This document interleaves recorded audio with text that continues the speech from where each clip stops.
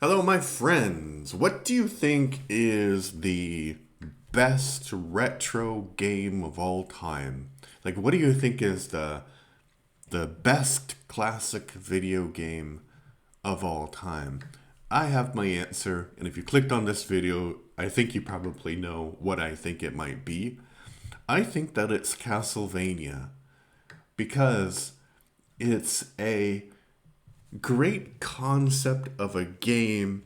It's got fun graphics and a frustrating but very interesting platforming system.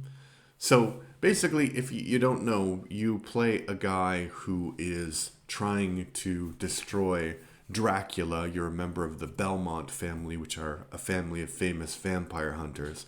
And Dracula was vanquished by your ancestor 100 years ago.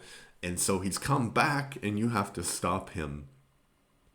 And your weapon is a whip, an upgradable whip, but it's a whip. So basically, you whip things, and it's very satisfying, I have to say. So you whip things, and your whip gets better, and then you can take on more and more enemies, more and more difficult enemies. And one it's generally a platformer, so there are times when you do have to jump and you do have to make a landing, and it is quite difficult and it is quite frustrating because you'll have things randomly, like there's this one level, I think it's 3 or 4, and there's only like maybe about 12 stages or something.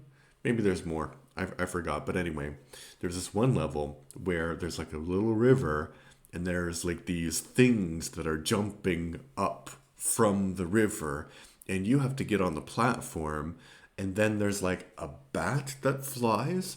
So you have to like avoid the thing and avoid the bat, and that took me like I think I beat the game kind of. I'll tell you why I didn't actually beat the game, but I got to the end by cheating.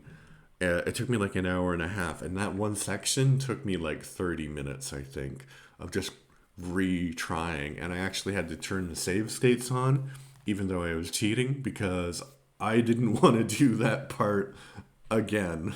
So, very difficult, but intensely satisfying if you're able to get past that part. Yeah, the other thing that is crazy about this is that there are stairs, which makes sense because there are stairs in real life, but platformers generally they're like, "Who? Stairs? No. Why would there be stairs? You need to jump on these things." But the stair mechanic is really weird because you can you can go up, right? But if you have to be careful because if you're not going up, if you're going this way and you step on the first stair like this, you'll actually fall. So there'll be a gap depending on whether you're going up or sideways, which is really unique mechanic, and I died a lot because of that. Let's just say. So it also was really difficult to cheat in this game because I think that the makers of Konami made this game, by the way.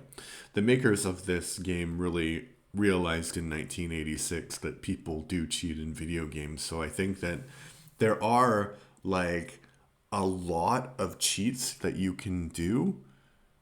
Or maybe that's Castlevania 3. But anyway, there are some cheats that you can do, but uh